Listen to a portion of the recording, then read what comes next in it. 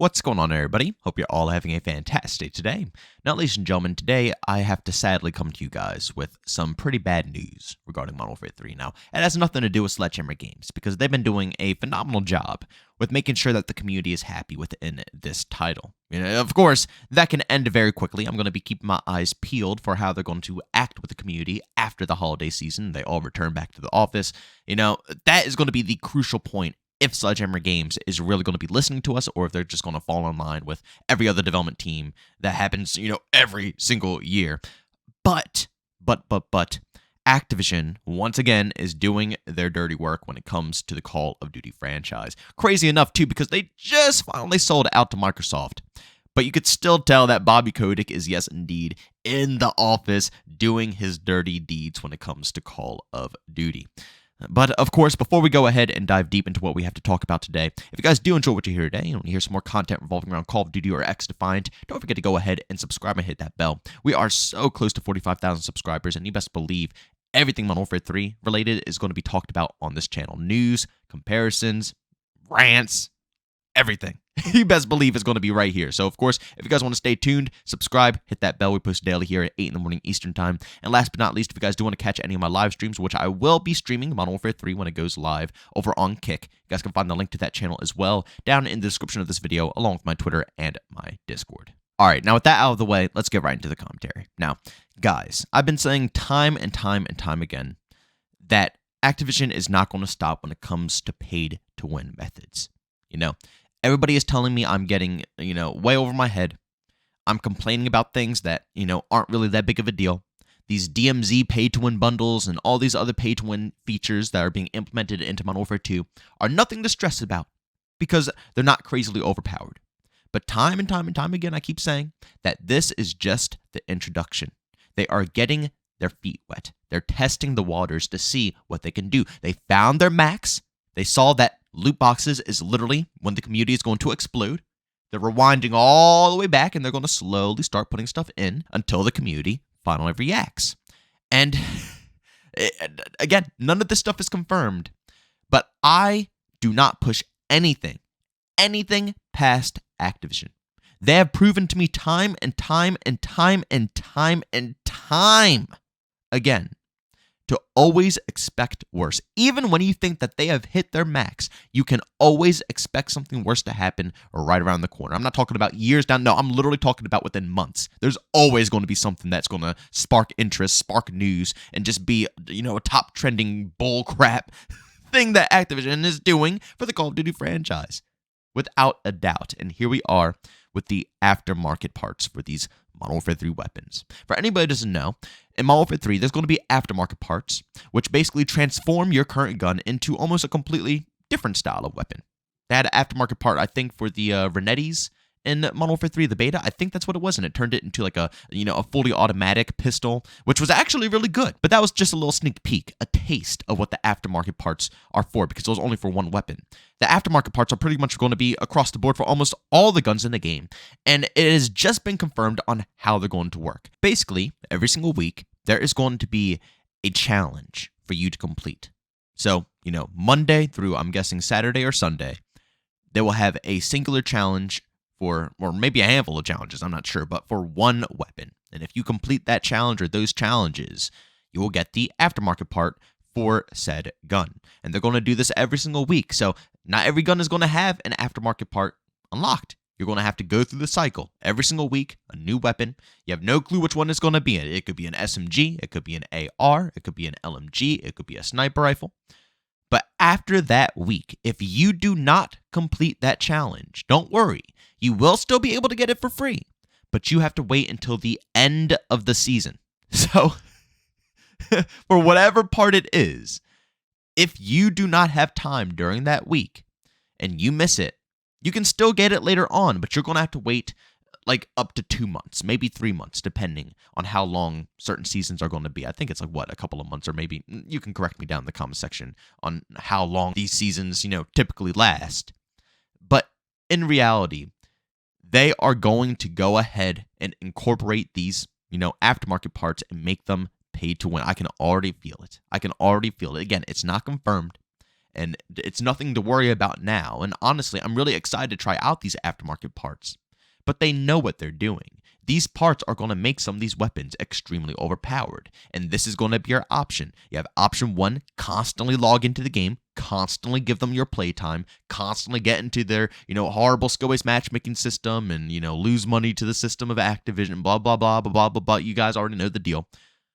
Or, you don't have time, you miss out, you wait until next season, which means that a potentially ridiculously overpowered weapon part, because again, these aren't skins.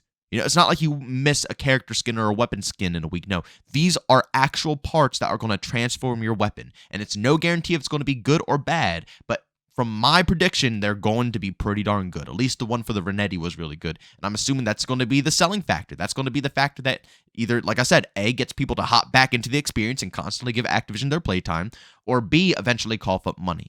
Because what I expect is that, you can wait for it to become free, but I guarantee every single, new season or month or couple of weeks, there will be a bundle in the store, since the store is obviously their most frequently updated thing within these games nowadays.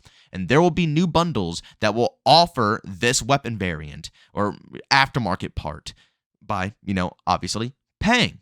I guarantee that's how it's going to go. So you either get it during the week, you miss the week and you have an option in the store, or you skip the store and you wait until the next season. And I guarantee by the time the next season starts, you can, unlock it in the armory for free with other challenges. It's going to be completely nerfed to the dirt. They're going to make it overpowered at first, and by the time it's free, for anybody who missed it, it's going to be garbage. I am willing to put money on the point that this is going to come alive. And again, it might not, and everybody's probably going to think I'm overreacting, but I'm telling you, they're testing. They already tested the waters with Pay to Win in Modern Warfare 2. Everybody who complained about it bought it, and they made tons of money. They have confirmation that they can indeed do this, so they're going to keep stepping out. And this is the perfect next step. We don't have loot boxes yet.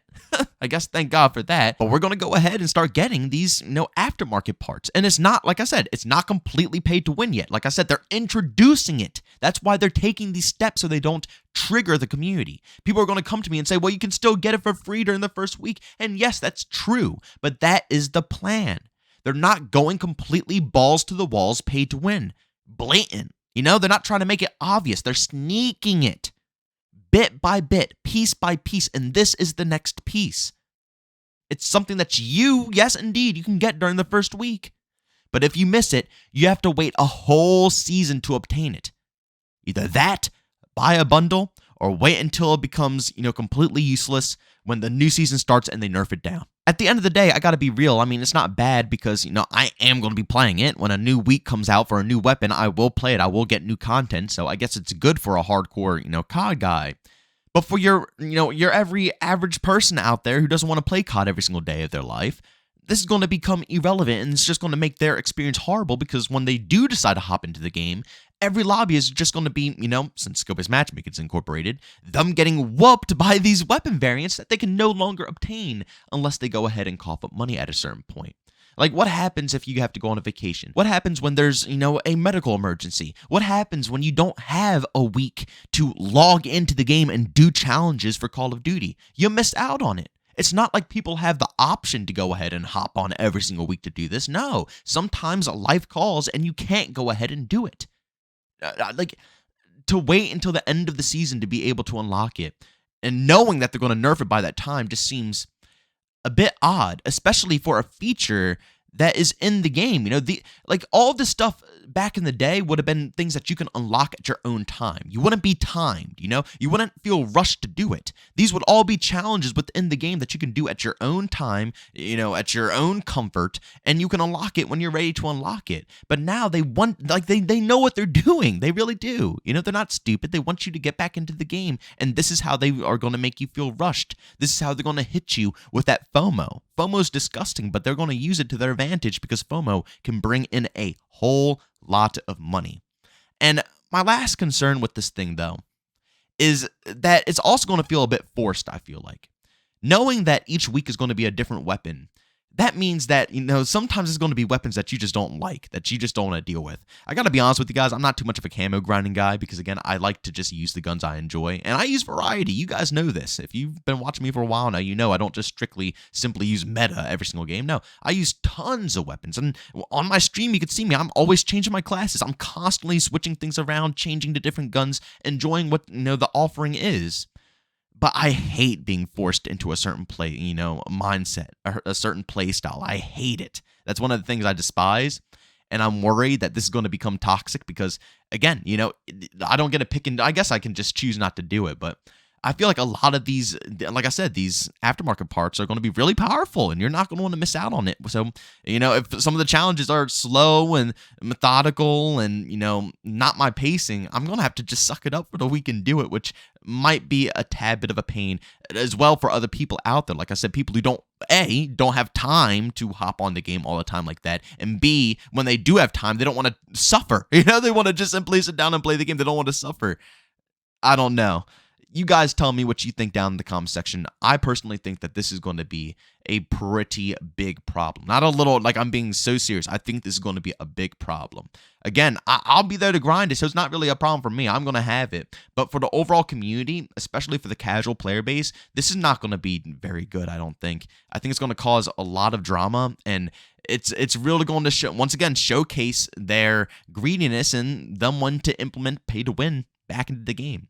But as always, don't forget, subscribe, guys. Hit that bell because when this does launch, I will be right here on this channel dissecting it and seeing if it is indeed something that is going to become paid to win or not. Because, we really do want to see if they're going to be progressing with this or if they're going to be chilling out. Because Modern Warfare 2 made me extremely sus with the crap that they were adding in those paid bundles. So I guess only time will tell. But guys, thank you for tuning in. Leave a like if you enjoyed. Leave a dislike if you hated it. Like I said earlier, subscribe, hit that bell. And last but not least, you can catch my stream over on Kick. A link to that as well as all my other socials are down in the description of this video. Thank you for tuning in. I'll see you on the next one. Peace out.